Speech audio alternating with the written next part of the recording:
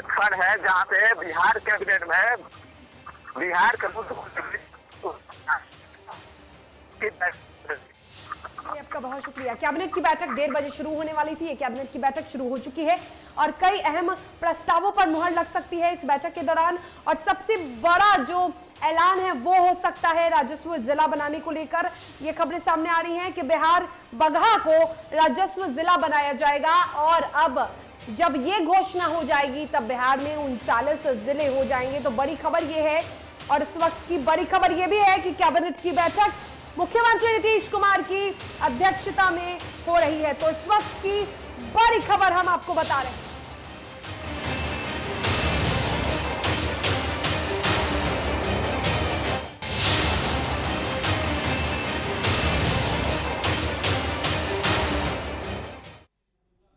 बयान पर बवाल जारी है। ये वही बयान है जो जीतन राम मांझी ने कुछ दिनों पहले एक सभा के दौरान दिया था। ये वो बयान है जो ब्राह्मणों को लेकर इस्तेमाल किया था जीतन राम मांझी ने। जीतन राम मांझी ने ब्राह्मण समाज को लेकर कुछ अपशब्दों का प्रयोग किया था जो अब ब्राह्मण समाज के साथ बिहार को भी रास नहीं आ रहा, बिहार की जनता को भी रास नहीं आ रहा। और बिहार की जनता के साथ खुद जिस गठबंधन में जीतन राम मांझी यानी एनडीए में जीतन राम मांझी हैं, एक घटक दल है हम, तो उस गठबंधन यानी एनडीए के नेताओं को भी उनका यह बयान रास नहीं आ रहा। आपको बता दें कि मांझी के बयान पर बवाल थमने का नाम नहीं ले रहा। इसको लेकर बीजेपी के नेता गजेंद्र झा ने मांझी यानी जीतन राम मांझी पर एक विवादित बयान दे दिया है। उन्होंने एक विवादित बयान दिया है और इसको लेकर अब एनडीए में जंग शुरू हो चुकी है। अब आपस में दो घटक दल यानी बीजेपी और हम के नेता आपस में लड़ रहे हैं, एक दूसरे पर वार और पलटवार कर रहे हैं। सबसे पहले आपको सुनाएंगे कि बीजेपी के नेता गजेंद्र झा ने जीतन राम मांझी पर क्या आपत्तिजनक टिप्पणी की है और उस पर क्या कुछ कहा है उन्हीं के प्रवक्ता यानी हम के प्रवक्ता दानिश रिजवान ने। सबसे पहले जरा आप ये सुनिए। हिंदुस्तान के एक एक ब्राह्मण की ओर से, जन जन और कण कण की ओर से अगर आप हिंदू पे इस तरह से घात करते रहेंगे तो आपको हिंदुस्तान की सरजमी भागने के लिए कम पड़ जाएगी। और आप लोगों के माध्यम से आज मैं एक बड़ा ऐलान कर देना चाहता हूं। हिंदुस्तान में ब्राह्मण का कोई भी बेटा अगर जीतन राम मांझी का जिह्वा काट के लाता है, उनके जीभ को काट के मेरे समक्ष लाता है, तो मैं 11 लाख रुपए का इनाम दूंगा। और मैं आप लोगों को कहना चाहता हूं, जीतन राम मांझी की हैसियत तो 11 टके की नहीं है। देखिए, लगातार आदरणीय नेता श्री जीतन राम मांझी जी के ऊपर में भारतीय जनता पार्टी के नेताओं के द्वारा अभद्र टिप्पणी करी जा रही है। भारतीय जनता पार्टी प्रदेश कार्यकारिणी के गजेंद्र झा जी ने सीधे तौर पे कहा है कि मांझी जी की जबान काट लेंगे। वो किसकी मां ने दूध पिलाया है जो जीतन राम मांझी जी की जबान काट लेगा? क्या यह दलितों को अपमानित करने की बातचीत नहीं है? जब जीतन राम मांझी जी ने स्वीकार कर लिया, उन्होंने खेद प्रकट कर लिया, उसके बाद किस तरह की राजनीति कर रहे हैं आप? जब दलितों को थूक चटवाया जाता है तो किस बिल में घुस जाते हैं ये भारतीय जनता पार्टी के नेता? जब दलितों को प्रताड़ित किया जाता है तो किस मार्ग में घुसे होते हैं ये भारतीय जनता पार्टी के नेता? और आज बड़ी जबान खुल रही है। मैं भारतीय जनता पार्टी के प्रदेश नेतृत्व को बता देना चाहता हूं कि अपने नेताओं को रोक के रखें, नहीं तो परिणाम भुगतना पड़ेगा। तो एनडीए में तो बवाल शुरू हो चुका है और ये बवाल हो रहा है जीतन राम मांझी के उस बयान पर। आपने देखा किस तरह से बीजेपी के नेता ने बड़ा ऐलान कर दिया है, 11 लाख रुपए देंगे बीजेपी के नेता गजेंद्र झा। और इसको लेकर अब सियासत तेज हो चुकी है। बिहार के पूर्व मुख्यमंत्री जीतन राम मांझी के आपत्तिजनक बयान पर बीजेपी के नेता ने एक बड़ा विवादित बयान दिया है। वो बयान हमने आपको सुनाया और अब इस मामले पर राजद की ओर से प्रतिक्रिया सामने आई है। आरजेडी के प्रवक्ता शक्ति सिंह यादव ने कहा कि कोई भी भाषा यदि किसी धर्म को आहत पहुंचाती है, आहत करने वाली होती है, तो उससे परहेज करना चाहिए। साथ ही शक्ति सिंह यादव ने बीजेपी नेता के बयान पर भी पलटवार किया है। उन्होंने बीजेपी नेता गजेंद्र झा के बयान को लेकर कहा है कि इस तरह का बयान अपराध को बढ़ावा देता है, इस तरह के बयान नहीं देने चाहिए।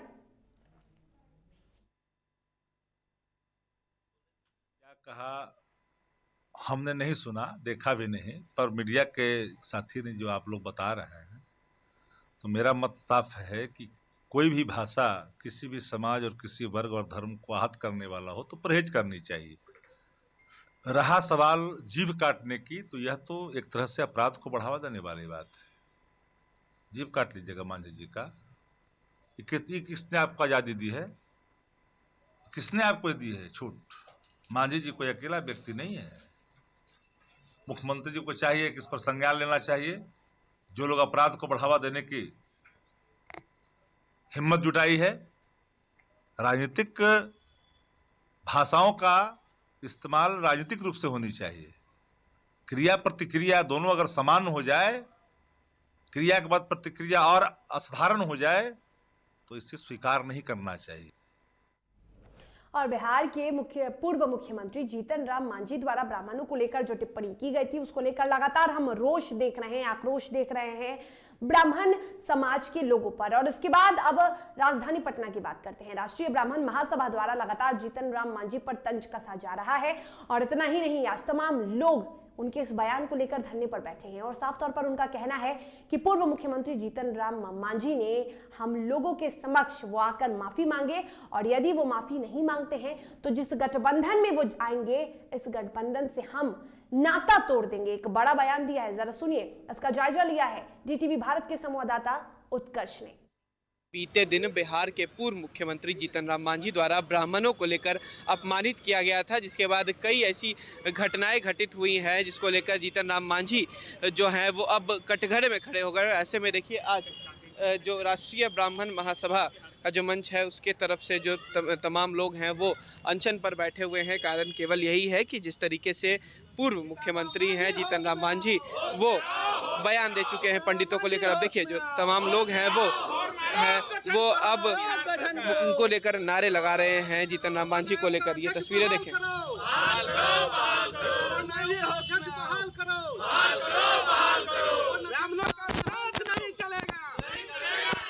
ब्राह्मणों का विरोध नहीं चलेगा, ब्राह्मणों को विरोध नहीं चलेगा।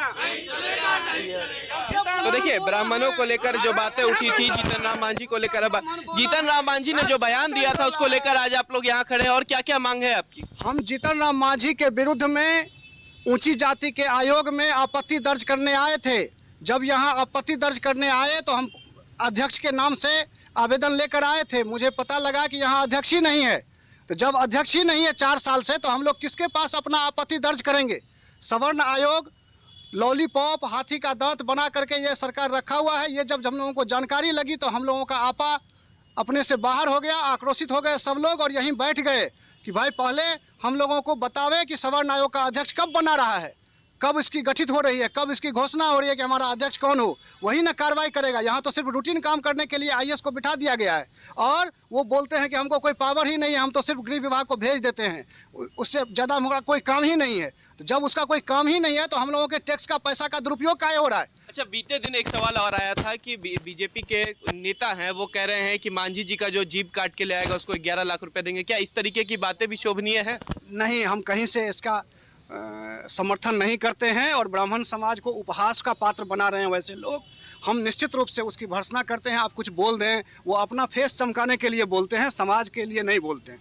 तो अगर इस तरीके का बात अगर पूर्व मुख्यमंत्री बोल रहे हैं तो कहीं ना कहीं ये चीज़ें तो अब सरकार को भी संज्ञान में लेनी चाहिए। निश्चित सरकार को हम तो ये मांग करते हैं कि सवर्णों के वोट पर ही यह सरकार टिकी है, एनडीए का सरकार, और सवर्णों को ही अपमानित करने वाले को यदि आप घटक दल में रखे रहेंगे तो निश्चित रूप से यह हो सकता है। हम लोग विचार विमर्श में लगे हुए हैं, एकाएक कुछ कह देना अतिशयोक्ति होगा, लेकिन हम लोग सभी संगठनों से विचार विमर्श में लगे हुए हैं कि जिस गठबंधन में यदि जीतन राम मांझी हम लोगों के समाज संगठन के बीच आकर के सही से स्ट्रेट फॉरवर्ड माफ़ी नहीं मांगेंगे तो हम लोग इस पर विचार कर रहे हैं कि ये जिस दिन गठबंधन में जाएंगे उस गठबंधन के लोगों को हमारा सवर्ण समाज, खासकर ब्राह्मण समाज वोट नहीं करेगा। उसको पहले बाहर कीजिए, उसके बाद ही। हम लोगों को राज सिंहासन से, राज सत्ता से कोई लोभ नहीं है। हम लोग स्वाभिमानी लोग हैं। हम चाणक्य के वंशज हैं, चंद्रगुप्त को बनाना जानते हैं, उसको घनानंद को हटाना भी जानते हैं। क्या नाम हुआ आपका? इंजीनियर आशुतोष कुमार झा, अध्यक्ष परशुराम सेवा संस्थान, राष्ट्रीय ब्राह्मण महासभा। चलिए, शुक्रिया। तो देखिए, ये साफ तौर पर इनका कहना है कि जिस तरीके से बयान जो आया है बीते दिन पूर्व मुख्यमंत्री जीतन राम मांझी का, वो अशोभनीय है। और ये लोग धरना पर इसलिए बैठे हुए हैं क्योंकि यहाँ पर कोई आयोग का चयन नहीं है, जो IAS हैं केवल वो बैठते हैं, यहाँ पर कोई शिकायत दर्ज नहीं हो रही है। इसको लेकर अब तमाम लोग बैठे हुए हैं। हालांकि बीते दिन बीजेपी के नेता द्वारा जो बयान आया था उसको लेकर भी इन्होंने कहा कि वह गलत बयान है, ऐसे बयान से बचना चाहिए। लेकिन अब ये तस्वीरें देख रहे हैं कि राष्ट्रीय ब्राह्मण महासमाज का जो ये बैठक यहाँ पर जो अनशन है वो जारी है, और आने वाले समय में देखना होगा कि किस तरीके की बातें होती, क्योंकि अब जो एक बातें छिड़ गई हैं जीतन राम मांझी को लेकर कि अब जीतन राम मांझी को सामने आकर माफ़ी मांगनी चाहिए।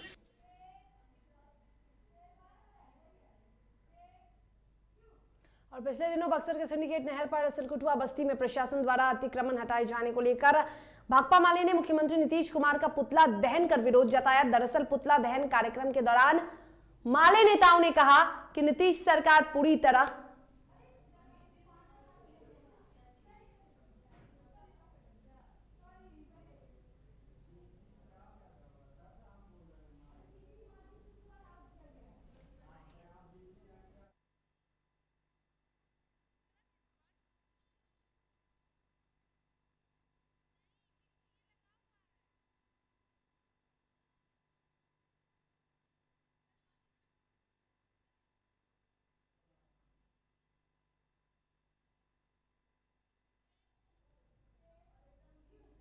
ब्राह्मणों के खिलाफ बोले गए मेरे शब्द स्लिप ऑफ टंग हो सकते हैं, ये कहा है जीतन राम मांझी ने। जी हां, आपको बता दें कि बिहार के पूर्व मुख्यमंत्री और हम सुप्रीमो जीतन राम मांझी ने ट्वीट कर कई सफाइयां पेश की है, और एक बार फिर से ब्राह्मणों को लेकर आपत्तिजनक शब्द को लेकर उन्होंने ट्वीट किया है। उन्होंने लिखा है कि मैं खेद प्रकट करता हूं, वैसे मैं ब्राह्मण नहीं ब्राह्मणवाद के खिलाफ हूं।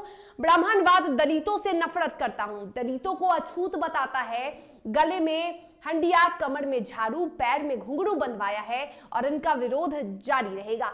तो जीतन राम मांझी ने एक बार फिर से अपनी सफाई पेश की है। उन्होंने लिखा है कि पंडितों के खिलाफ बोले गए मेरे शब्द स्लिप ऑफ टंग हो सकते हैं। तो अपने बयान को लेकर उन्होंने कहा कि उनके ये बयान स्लिप ऑफ टंग थे, जिसको लेकर बिहार में बवाल चल रहा है। जीतन राम मांझी सफाई तो पेश कर रहे हैं, लेकिन उस सफाई से कोई असर नहीं दिख रहा है।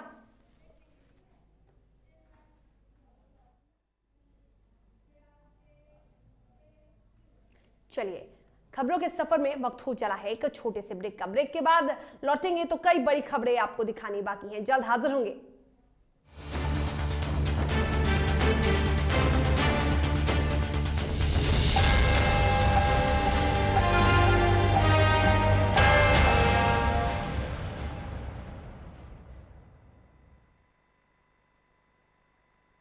जनप्रतिनिधियों का हम करेंगे सम्मान, जन जन की आवाज की बढ़ाएंगे शान, लेंगे हम वादा समाज के हर वर्ग के विकास की,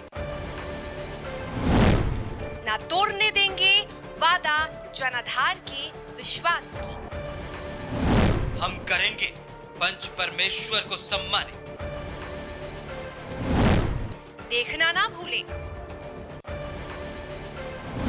29 दिसंबर को दोपहर 12 बजे से शाम 6:30 बजे तक पंच परमेश्वर सह बिहार श्री सम्मान, सिर्फ और सिर्फ DTV भारत पर। ओम शांति। मैं अनीता, रेकी ग्रैंड मास्टर। 29 दिसंबर को DTV भारत के द्वारा आयोजित पंच परमेश्वर सह बिहार श्री सम्मान समारोह में मैं आ रही हूँ। आपसे अनुरोध है कि आप भी जरूर आएं। धन्यवाद। गांव से शहर तक, राज्यों से देश तक, राजनीति से अर्थनीति तक, ये मेरा अंतिम चुनाव है। भाइयों बहनों, खेल से खिलाड़ी तक, सितारों से आसमान, से खलियान तक, सत्ता से संग्राम तक, अपराध से अंजाम तक, हर खबर पर रखते हैं नजर।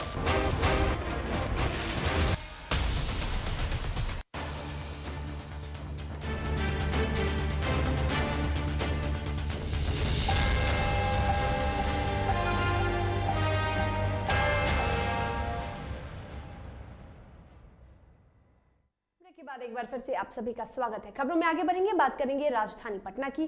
पटना के पूर्व मोटरयान निरीक्षक यानी पूर्व एमवीआई मृत्युंजय कुमार सिंह के ठिकानों पर मंगलवार को आर्थिक अपराध इकाई की विशेष टीम ने छापेमारी की। एक साथ 3 ठिकानों पर छापेमारी चली। बता दें आपको कि उसमें पैट्रिक औरंगाबाद जिले के गोगोला स्थित आवास और मार्केट भी शामिल है और इसके अलावा पटना और रांची में भी छापेमारी चल रही है। गो स्थित घर पर सुबह 9 बजे से ही ईओयू यानी कि आर्थिक अपराध इकाई की टीम पहुंची और पिछले कई घंटों से टीम घर के अंदर संपत्ति से जुड़े विभिन्न कागजातों को खंगाल रही है।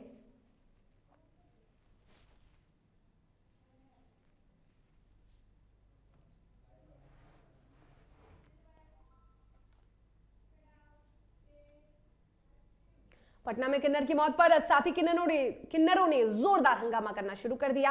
किन्नर की मौत कंकड़बाग के एक निजी अस्पताल के पास हुई थी, जिसके बाद कई किन्नरों ने वहां एकत्रित होकर हंगामा शुरू कर दिया।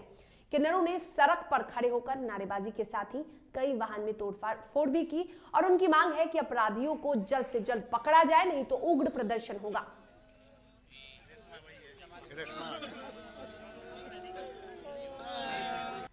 और हम लोग को ये समझ में नहीं आ रहा है कि किन्नर बाहर निकले रोड पर और कोई भी बदतमीजी हो, उसके शारीरिक रूप से छेड़छाड़ हो और किन्नर अगर विरोध करे तो उसको सीधे पिस्तौल से मार दिया जाता है। मतलब आप लोगों के घर में हम लोग दुआएं दे रहे हैं और आप बदले में बंदूक की गोली दे रहे हो।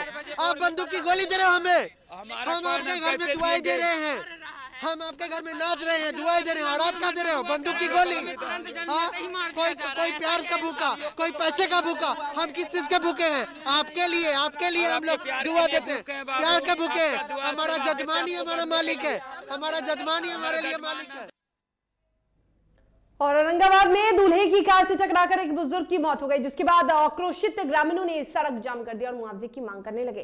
घटना NH 139 पर रिसियप के पास की है। बता दें कि हादसा उस वक्त हुआ जब मृतकों ने खेतों से धान का बोझा लेकर सड़क किनारे खलियान की तरफ जा रहे थे। घटना की सूचना पाकर मौके पर पहुंची पुलिस ने किसी तरह गुस्साए ग्रामीणों का गुस्सा शांत कराया और शव को कब्जे में लेकर पोस्टमार्टम के लिए उसे औरंगाबाद सदर अस्पताल भेज दिया।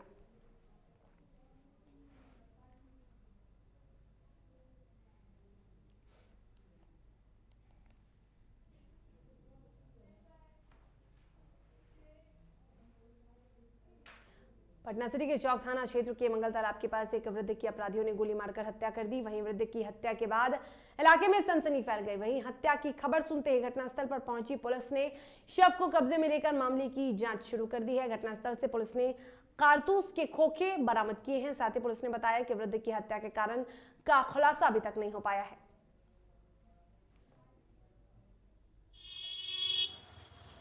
जानकारी मिली कि हम तो गश्ती के क्रम में थे, गश्ती के क्रम में घूम रहे थे तो लोग बताया कि मंगल तालाब में एक बूढ़ा आदमी का मर्डर हो गया है। तो हम आए तो देखे तो ये मच्छरदानी बांधी हुई थी और खून से लथपथ थे। मच्छरदानी को खुलवा कर देखे तो उसका सिर फटा हुआ था, एक वो गोली का खोखा वहाँ पड़ा हुआ है। इनका नाम ईदू बता रहा है लोग और मच्छरहाटा के रहने वाले हैं। मुंगेर पुलिस ने कृषि विभाग की जमीन पर बने तहखाने से विदेशी शराब की बोतलें और पेटियां बरामद की है। कृषि विभाग की जमीन में भारी मात्रा में शराब छिपाकर रखा गया था। घटना तारापुर थाना क्षेत्र की है, जहां डीएसपी पंकज कुमार के नेतृत्व में जमीन से भारी मात्रा में विदेशी शराब बरामद किया गया है। सूचना के आधार पर तारापुर थाना को छापामारी हेतु भेजा गया, जिसमें कृषि विभाग के जमीन में खुदे तालाब के बांध पर से 2 चदरा के बने हुए बड़ा टंकी नुमा से भारी मात्रा में विदेशी शराब की बरामदगी हुई है। तत्काल इस शराब की गिनती की जा रही है। अवैध धंधा करने वाले मुद्दाले का पता किया जा रहा है। इस संदर्भ में प्राथमिकी दर्ज कर आवश्यक कार्रवाई की जाएगी। और नालंदा जिले के अमरौरा गांव में अलाव तापने के दौरान एक महिला की मौत हो गई। दरअसल सुबह महिला घर में अलाव ताप रही थी, तभी अचानक आग की लपटें तेज हो गई और महिला की साड़ी में आग लग गई। आग लगने के बाद जब ग्रामीणों ने महिला को आग से बाहर निकाला तो वो पूरी तरीके से झुलस गई थी, जिसके कारण उसकी मौत हो गई। जी सुबह में उठकर बोरसी में आग लगाई और बोरसी ताप रही थी और बूढ़ी थी, थोड़ा विकलांग भी थी। आग पकड़ने के कारण इसका पूरा शरीर में आग पकड़ ली।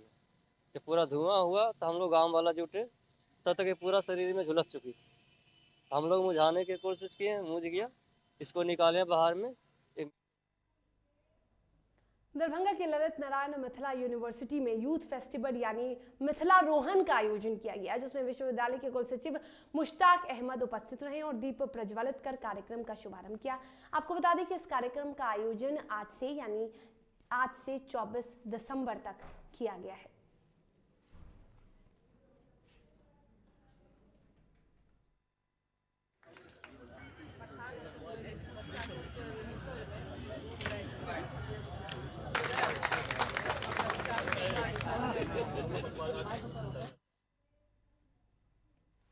बढ़ते ठंड को देखते हुए पटना हाई कोर्ट के district magistrate doctor Chandrashekhar Singh ने एक आदेश जारी किया है। दरअसल इस आदेश के अनुसार under section 144 code of criminal procedure के अंतर्गत 1973 के तहत 9 बजे से पहले और 3 बजे के बाद की सभी कक्षाओं को स्थगित किया जाता है। अतः सभी स्कूल प्रभारियों से अनुरोध है कि वो अपनी कक्षाओं की समय दिए गए निर्देश के अनुसार ही पालन करें।